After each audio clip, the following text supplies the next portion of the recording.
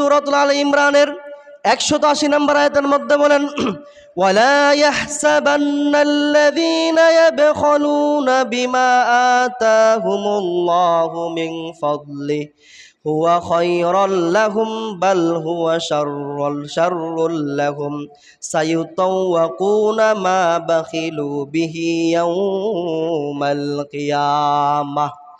আল্লাহ তাআলা বলেন, আমার বান্দারা শোনো, নিশ্চয়ই যাদেরকে আমি সম্পদ দান করেছি, যাদেরকে আমি অনেক অট্টালিকার মালিক বানিয়েছি, এরপরেও যারা আমার রাস্তায় এই সম্পদ থেকে খরচ করবা না, এরপরেও যারা এই সম্পদ থেকে কৃপণতা করবা, আল্লাহ রাব্বুল আলামিন বলেন, তোমরা এই কথা ধারণা করো না যে আমি আমার সম্পদ মসজিদে দেই নাই, আমি আমার সম্পদ থেকে যাকাত দেই নাই, আমি আমার সম্পদ থেকে সদকাতুল ফিতর দেই নাই, বিধায় আমি মনে হয় ভালো কাজ করেছি, আমার সম্পদটা বেঁচে গিয়েছে, আমি মনে হয় ভালো করেছি।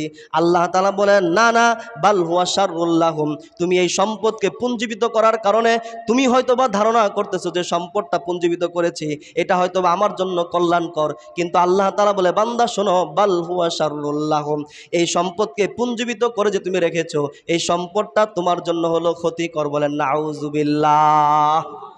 আল্লাহ তাআলা এদের পরাংশে বলেন, সায়ুতাওয়াকুনা মা বাখিলু বিহি ইয়াউমাল কিয়ামাহ। আল্লাহ তাআলা বলে, বান্দা শোনো, যেই সম্পদ আমি তোমাকে দিয়েছি, এই সম্পদের মালিক হওয়ার পরেও তুমি এই সম্পদ থেকে আমার হককে তুমি আদায় করো নাই। আল্লাহ তাআলা বলেন, কাল কিয়ামতের দিন এই সম্পদগুলোকে পা থেকে নিয়ে মাথা পর্যন্ত যেভাবে তোমরা বেরি পেঁচাও, সেভাবে বেরি পেঁচিয়ে পেঁচিয়ে আমি তোমাদের গলার মধ্যে ঝুলিয়ে দিব। বলেন নাউযুবিল্লাহ। আল্লাহ তাআলা বলেন, বান্দা সম্পদ কিন্তু আমি দিয়েছি। সম্পদ আল্লাহ তাআলা আতাহুমুল্লাহু মিন ফাদলি, আল্লাহ বলে যে সম্পদ কিন্তু আমি দিয়েছি, তোমার নিজের উপার্জিত না। তুমি যদি মনে করো যে আমার উপার্জিত, তুমি যদি ধারণা করো এটা আমি কামাই করেছি, আমি উপার্জন করেছি, বান্দা আল্লাহ তাআলা বলেন, তাহলে তুমি দেখো সমাজের মধ্যে অনেক লোক আছে, তোমার দুইটা চোখ আছে, তারও দুইটা চোখ আছে, তোমার দুইটা পা আছে, তারও দুইটা পা আছে, তারও জবান আছে, তোমারও জবান আছে, সেও ভাত খায়, তুমিও ভাত খাও। রে বান্দা, তোমাকে আমি অনুগ্রহ করে সম্পদের মালিক বানিয়েছি, অপর বান্দাকে আমি সম্পদ দেই নাই। তোমার এই সম্পদের মধ্যে আমি মসজিদের হক রেখে দিয়েছি, তোমার এই সম্পদের মধ্যে আমি যাকাতের হক রেখেছি, তোমার এই সম্পদের মধ্যে আমি সদকাতুল ফিতরের হক রেখেছি, তোমার এই সম্পদের মধ্যে আমি গরিব দুঃখীদের হক রেখেছি। এই সম্পদ থেকে তুমি যদি আমার হককে আদায় না করো, বান্দা মনে রাখবা, কাল কিয়ামতের দিন আমি এই সম্পদকে বেরিয়ে পেঁচিয়ে তোমাদের গলার মধ্যে ঝুলিয়ে দিব। বলেন নাউযুবিল্লাহ। তো এই আয়াত থেকে আমরা জানলাম, সম্পদের মালিক হওয়ার পরেও যদি আমি আপনি দান সদকা না করি, তো আল্লাহ তাআলা এই সম্পদকে কাল কিয়ামতের দিন বেরি পেঁচিয়ে গলার মধ্যে ঝুলিয়ে দিবেন না। বলেন নাউযুবিল্লাহ। আল্লাহ নবী সাল্লাল্লাহু আলাইহি ওয়াসাল্লাম বুখারী শরীফের 1403 নম্বর হাদিসের মধ্যে বলেন, সম্পদ পাওয়ার পরেও যারা সম্পদের হককে আদায় করবে না, হাদিসটা খুবই ভয়ঙ্কর, মনোযোগ চাই আপনাদের সবার। আল্লাহ নবী বলেন, সম্পদের মালিক হওয়ার পরেও যদি এই সম্পদ থেকে আমার হককে আদায় না করো, আল্লাহ নবী বলেন, এই সম্পদকে কাল কিয়ামতের দিন এমন এক বিষধর সাপ হিসেবে রূপান্তরিত করবেন, যে সাপের দুই কপালের মধ্যে দুইটা কালো দাগ থাকবে। বলেন নাউযুবিল্লাহ।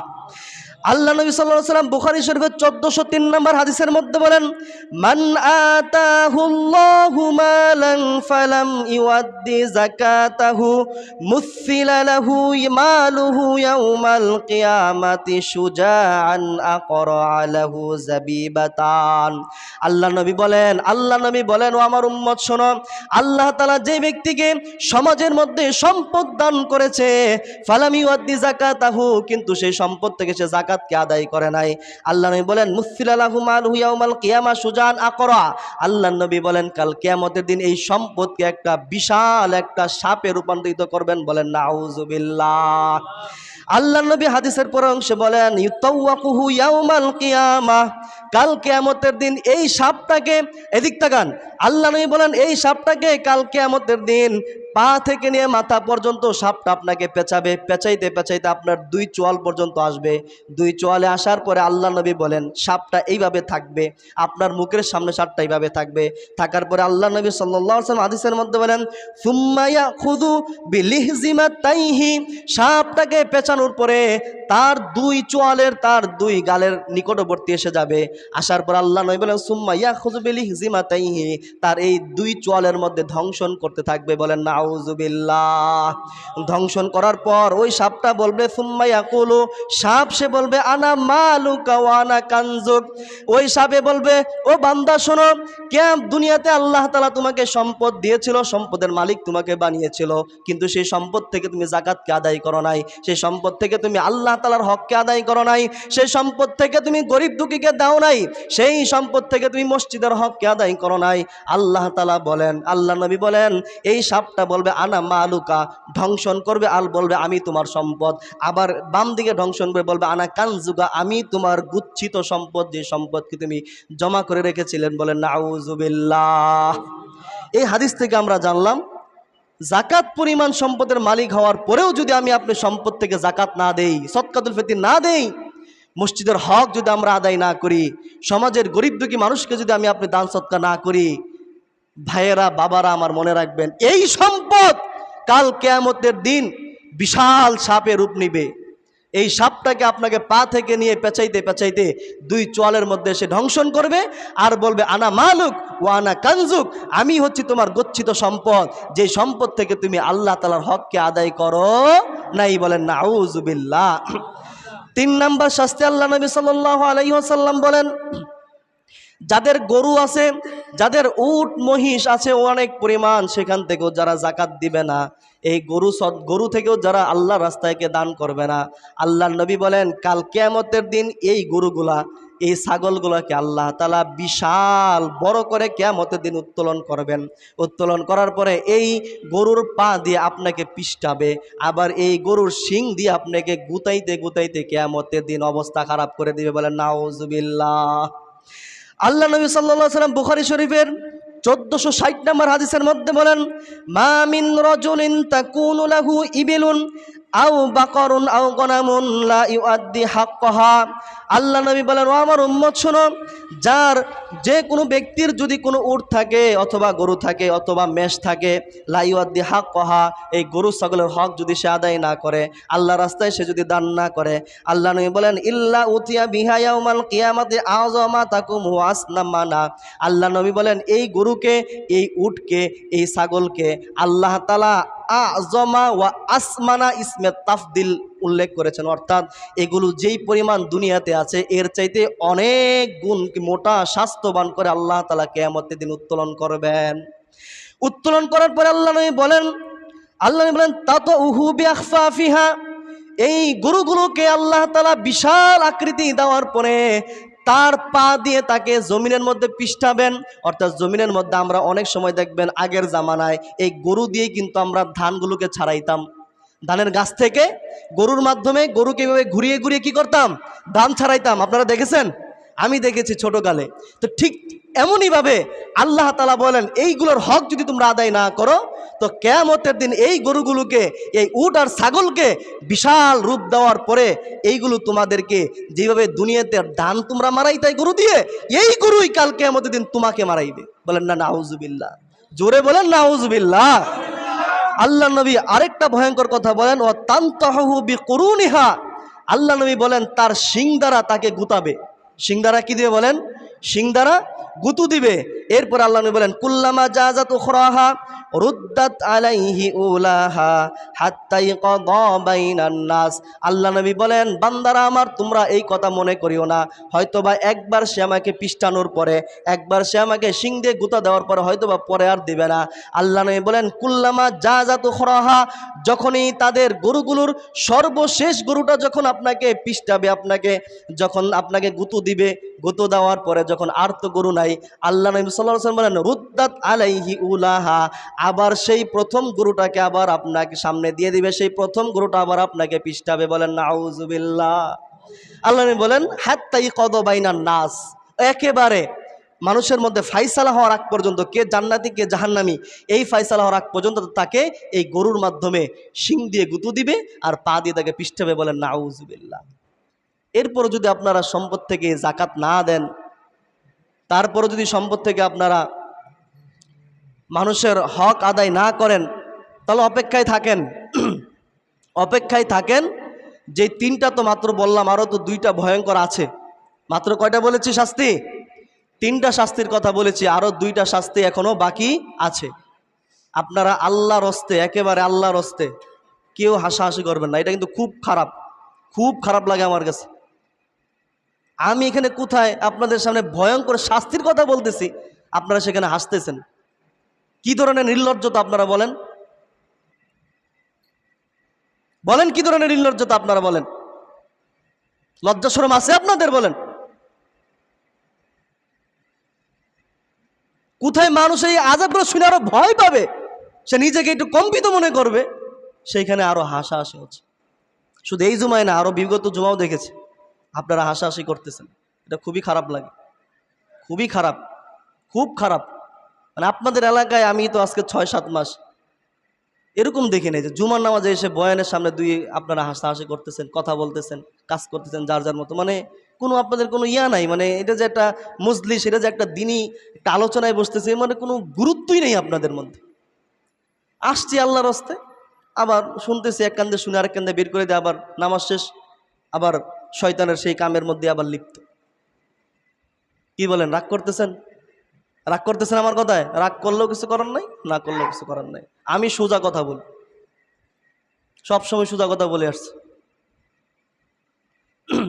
আপনারা সবাই থাকবেন আমার দিকে তাকিয়ে, যে আলোচক তার দিকে তাকিয়ে থাকতে হয়। আলোচনার আদব এগুলো, কিছু আদব শিষ্টাচার শিখেন। দাড়ি তো সাদা বানায় ফেলছেন, যুবকরা তো স্কুল ভার্সিটির বইরা মনে করে যে সব আদব মনে আমরা শিখছি, গোড়ার ডিম শিখছেন। আদব শিখেন কিছু।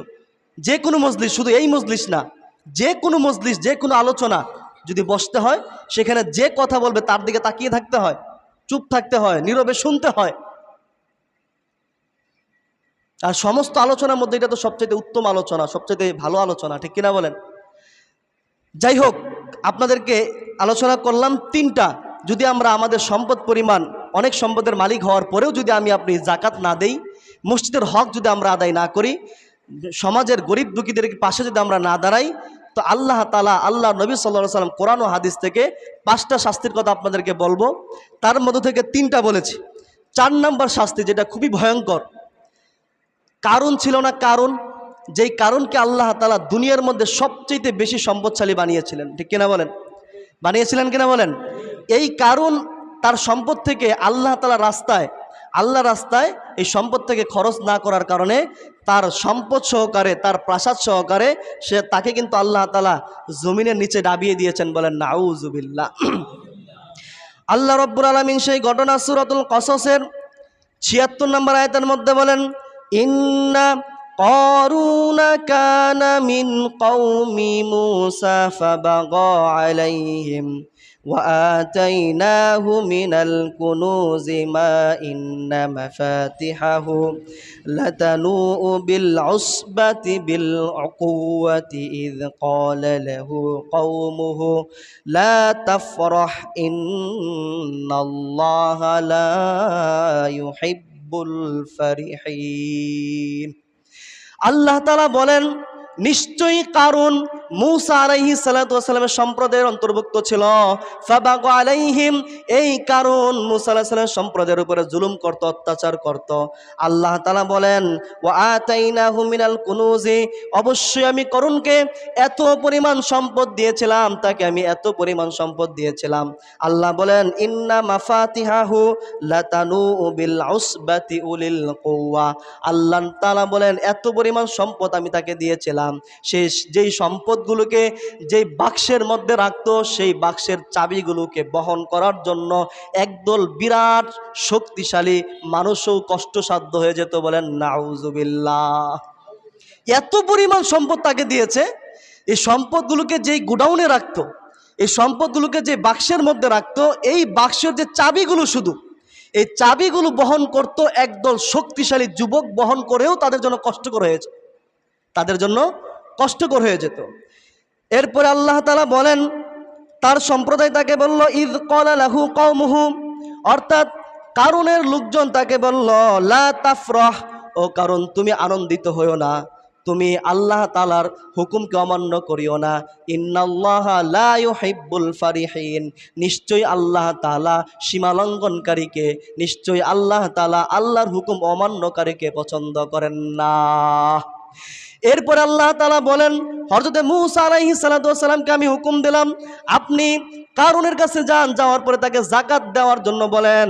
আল্লাহর নবী মূসা আলাইহিস সালাতু ওয়াস সালাম কারুনের কাছে গেল, যাওয়ার পরে কারুনকে বলল, ভাই কারুন, আপনাকে তো আল্লাহ তাআলা অনেক সম্পদ দিয়েছে, সেই সম্পদ থেকে আপনি আল্লাহর রাস্তায় যাকাত দিয়ে দেন। এবার কারুন কি বলে শোনেন।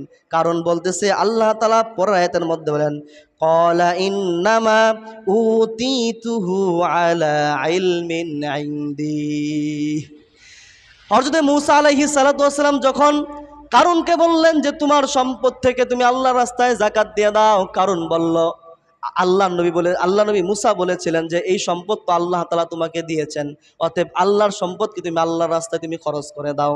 এবার কারণ বলে, কি বললেন? আল্লাহ আমাকে সম্পদ দিয়েছে। এবার কারণ বলতেছে, না না, আল্লাহ আমাকে সম্পদ দেয় নাই, ইন্নামা উতীতুহু আলা ইলমিন ইনদি। কারণ বলতেছে, মূসা শোনো, তুমি যে কথাটা বলেছো যে আল্লাহ আমাকে সম্পদ দিয়েছে, কারণ বলে, ভাই শোনো, আল্লাহ আমাকে সম্পদ দেয় নাই, আমি আমার নিজের বুদ্ধিকে, আমি আমার নিজের জ্ঞানকে খাটিয়ে পরিশ্রম করে এই সম্পদকে উপার্জন করেছি। বলেন নাউজুবিল্লাহ।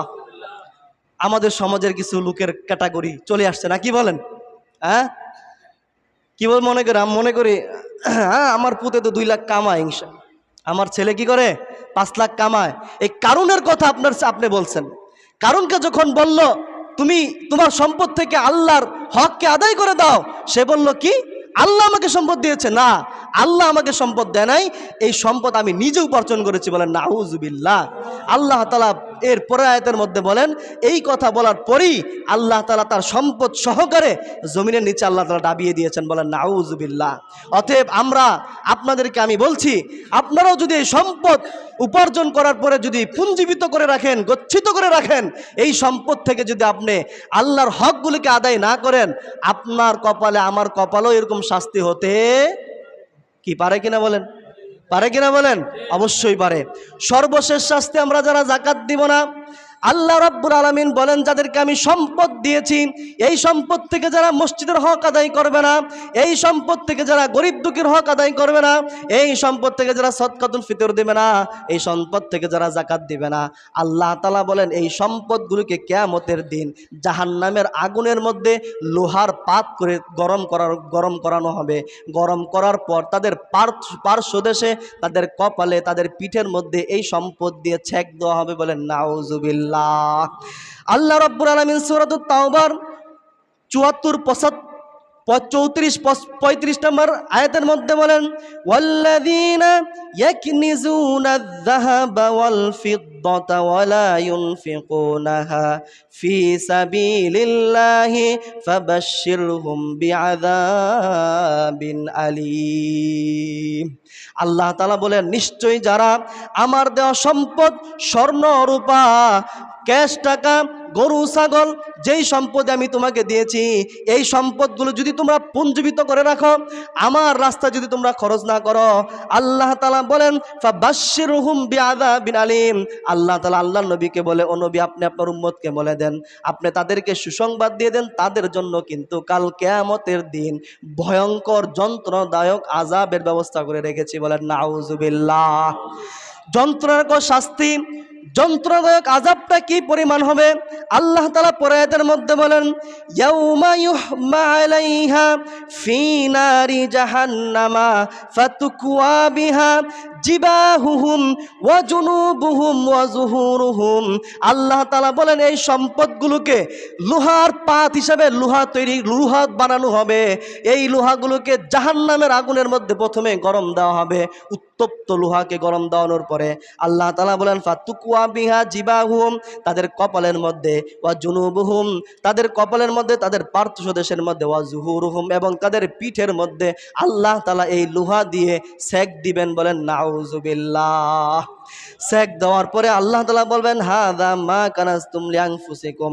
আল্লাহ তাআলা বলবেন, বান্দা, তুমি তোমার জন্য যে সম্পদগুলোকে দুনিয়াতে জমা করে রেখেছিলে, তুমি আমার হককে আদায় করো নাই, এবার তুমি এই সম্পদগুলো, যে সম্পদটি তুমি জমা করেছিলা কিন্তু আমার হক আদায় করো নাই, এই সম্পদের আযাব তুমি এখন ভোগ করো। বলেন নাউজুবিল্লাহ।